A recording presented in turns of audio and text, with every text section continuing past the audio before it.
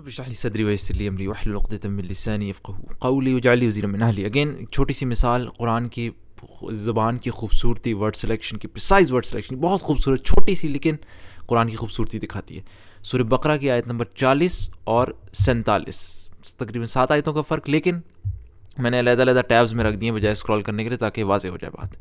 بالکل ان کا سٹارٹ ایک جیسا ہی ہوتا ہے. اعوذ باللہ من الشیطان الرجیم. یا بنی اسرائیل اذکروا نعمتی التی انعمت علیکم. اے بنی اسرائیل ذرا خیال کرو اس نعمت کا جو میں نے تم کو عطا کی. یہ آیت نمبر 40 بھی اس طرح سٹارٹ ہوتی ہے اور آیت نمبر 47 بھی. اے بنی اسرائیل یاد کرو میری اس نعمت کو جس کو میں نے جس سے تمہیں نوازا. بالکل وہی الفاظ، لیکن ان کی جو اینڈنگ ہے وہ تھوڑی ڈیفرنٹ ہے. سورہ آیت نمبر 40 سورہ بقرہ کی کس طرح اینڈ ہو رہی ہے؟ وَأَوْفُوا بِعَهْدِي أُوفِ بِعَهْدِكُمْ وَإِيَّايَ فَارْهَبُونِ. میرے ساتھ تمہارا جو عہد تھا اسے تم پورا کرو، تو میرا جو عہد تمہارے ساتھ تھا اسے میں پورا کروں گا اور مجھ سے ڈرو. ٹھیک ہے. یہ آیت نمبر 40 اس طرح ختم ہو رہی ہے، یعنی ان پر ایک ذمہ داری ڈال رہی ہے. ان کو بتایا جا رہا ہے کہ تمہیں ایک کام ہے وہ پورا کرنا ہے، تمہارے اوپر کوئی ذمہ داری ہے. جبکہ آیت نمبر 47 میں سورہ بقرہ ہی کی اینڈنگ کس طرح ہو رہی ہے؟ وَأَنِّي فَضَّلْتُكُمْ عَلَى الْعَالَمِينَ. یہاں پہ کوئی ذمہ داری نہیں ڈالی جا رہی، یہاں پہ عیش و عشرت کی بات بتائی جا رہی کہ میں نے تمہیں دنیا کی ساری قوموں پر فضیلت دی، تمہارے اوپر ایک فضیلت تھی. آئی فیورڈ یو. سبحان اللہ. تو کیوں اس طریقے سے کہ ایک جگہ ان پر ذمہ داری ڈالی جا رہی ہے، ایک جگہ ان کو یہ بتایا جا رہا ہے کہ میں اپنے عہد پورا کرو، دوسری جگہ یہ بتایا جا رہا ہے کہ تمہیں تو میں نے فضیلت دی تھی دنیا والوں پر، تمہارے اوپر میرا ایک خاص انعام ہے. سبحان اللہ. اب آپ یہ دیکھیں، ادھر کی بات ادھر کہنا اور ادھر کی بات ادھر کہنا کتنا نامناسب ہوتا ہے، کیونکہ جہاں پہ ذمہ داری ڈالی جا رہی تھی آیت نمبر 40 میں، اس کے بعد ساری آیات میں ان کے اوپر ذمہ داری ہی ڈالی جا رہی ہے. ان کو کہا جا رہا ہے تم نے ایسا کیوں نہیں کیا، ایسا کرنا چاہیے تھا، ایسا کرنا چاہیے تھا. اگلی آیت نمبر 41 سے آگے پڑھتے رہیں. اور میں نے جو کتاب بھیجی تھی اس پر ایمان لاؤ، پہلی ذمہ داری. اور یہ کتاب کی تائید میں ہے جو تمہارے پاس پہلے سے موجود ہے، لہٰذا سب سے پہلے تم ہی اس کے منکر نہ بن جاؤ، تھوڑی قیمت پر میری آیات کو نہ بیچ ڈالو اور میرے غضب سے بچو. ساری ذمہ داری ڈالی جا رہی ہے. باطل کا رنگ چڑھا کر حق کو مشتبہ نہ بناؤ اور نہ جانتے بوجھتے حق کو چھپانے کی کوشش کرو. اب ان کو بتایا جا رہا ہے کیا نہیں کرنا چاہیے تمہیں. اور نماز قائم کرو، زکوٰۃ دو، جو لوگ میرے آگے جھک رہے ہیں ان کے ساتھ تم بھی جھک جاؤ. ٹھیک ہے. تو یہ ساری چیزیں آپ ذمہ داری کی آپ آگے پڑھتے رہیں اس طریقے سے، جہاں یہاں تک کہ آیت نمبر 47 آ جاتی ہے. یہاں پہ وہی آیت یہاں پہ جو تھی، میں اس کو دوسرے ٹیب میں کھولتا ہوں.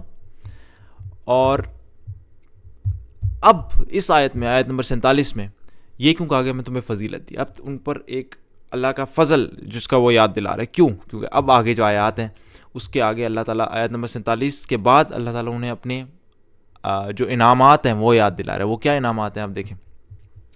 یاد کرو وہ وقت جب ہم نے تم کو فرعونیوں کی غلامی سے نجات بخشی، انہوں نے تمہیں سخت عذاب میں مبتلا کر رکھا تھا. اور یاد کرو وہ وقت جب ہم نے سمندر پھاڑ کر تمہارے لیے رستہ بنایا. ٹھیک ہے. یاد کرو جب موسیٰ کو 40 شبانہ روز کی قرارداد بلایا گیا، تم نے بچڑے کو معبود بنایا، مگر اس کے بعد پھر ہم نے تمہیں معاف کر دیا. سبحان اللہ. اب اللہ کے احسانات آ رہے ہیں، انہوں نے جو اللہ تعالیٰ نے انہیں احسانات دیے. سبحان اللہ.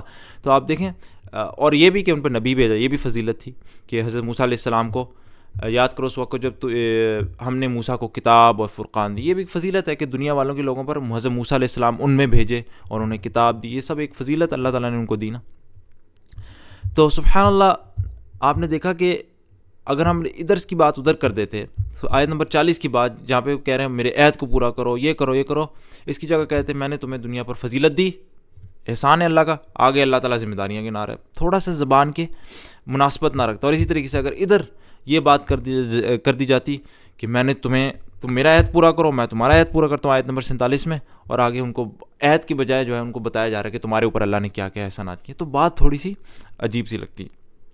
لہٰذا ہر جگہ اپنی مناسب. اور دیکھیں یہ چیزیں دیکھنے کا فائدہ یہ تو میں آپ کو ایک چھوٹا سا قرآن کا ایک کونا، اس کے معجزوں میں کونے کا کونا دکھا رہا ہوں. یہ صرف زبان میں بھی، اور زبان میں بھی ایک لحاظ سے دکھا رہا ہوں کہ صرف یہاں پہ سیاق و سباق دیکھیں، کانٹیکسٹ کیسے چل رہا ہے. ورنہ اگر آپ اس پہ ریسرچ کرنے لگیں تو دنیا کی ساری سائنس، فزکس، کیمسٹری، میتھ، ہر علم کو اس پہ لا کے پیش کریں، سارے اس کے سامنے ڈھیر ہو جائیں گے. قرآن سارا علم ہی اس کے مطابق ہے. یعنی یہ نہیں کہ اس ہر اینگل سے دیکھیں، زبان میں بھی مختلف اینگل سے اس کو دیکھیں، سائنس میں نیومیریکل پوائنٹ آف ویو سے، دوسرے پوائنٹ آف ویو سے دیکھیں. ہر چیز کسی بھی اینگل سے آپ قرآن کو دیکھیں گے، آپ قرآن کے سامنے آپ کو الٹیمیٹلی یہ نتیجہ نکلے گا کہ یہ کلام انسان نہیں لکھ سکتا، اتنا پرفیکٹ کلام کہ جس زاویے سے جس اینگل سے آگے دیکھو کبھی بھی اس میں کوئی ایک نقطے برابر بھی غلطی نہیں نکلتی. تو اللہ تعالیٰ سے دعا ہے کہ، اور یہ مقصد ہے ہمارا، قرآن کو دیکھ کے اس پر ایمان لائیں. ایک تو یہ کہ یہ اللہ کی کتاب ہے، اور اس سے کئی مقصد بھی اور اچیو ہو سکتے ہیں. جس طریقے سے اس سے یہ بھی ثابت ہو رہا ہے کہ یہ کلام جو ہے ابھی تک 1400 صدیوں سے، یعنی 14 صدیوں سے ابھی تک محفوظ ہے. کسی نے اس کو بدلا نہیں، کسی نے اس کو چینج، کیونکہ اگر بدلتا تو اس کے اندر اتنی غلطیاں آ جاتی. تو اس بہت سارے مقاصد سے پورے ہو سکتے ہیں. بہت سارے جو ایک تیر سے کئی ہم لوگ شکار کر سکتے ہیں، بہت سارے مقاصد سے پورے ہو سکتے ہیں یہ اسٹڈی کر کے کہ قرآن کے اندر کس اینگل سے قرآن کی جو عبارتیں ہیں وہ بالکل پرفیکٹ اپنی جگہ بیٹھی ہیں. تو اللہ تعالیٰ سے دعا، اللہ تعالیٰ ہمیں یقین کی حد تک ایمان دے اس قرآن پر کہ یہ کلام صرف اور صرف اللہ سبحانہ وتعالیٰ کی طرف سے ہو سکتا ہے، کسی انسان کا نہیں. اور جب یہ یقین آئے گا تو پھر مسلمانوں کے دل سے جب شک ہٹتا رہے گا، وہ ایمان پکا ہوتا رہے گا، انشاءاللہ عمل میں بھی مضبوط ہوں گے، اور انشاءاللہ پھر سے دنیا کی قیادت کرنے کے لائق ہوں گے. تو اللہ تعالیٰ سے دعا ہے اللہ تعالیٰ ہمیں قرآن پہ یقین کی حد تک ایمان دے. سبحانک اللہم و بحمدک، اشہد ان لا الہ الا انت، استغفرک و اتوب الیک.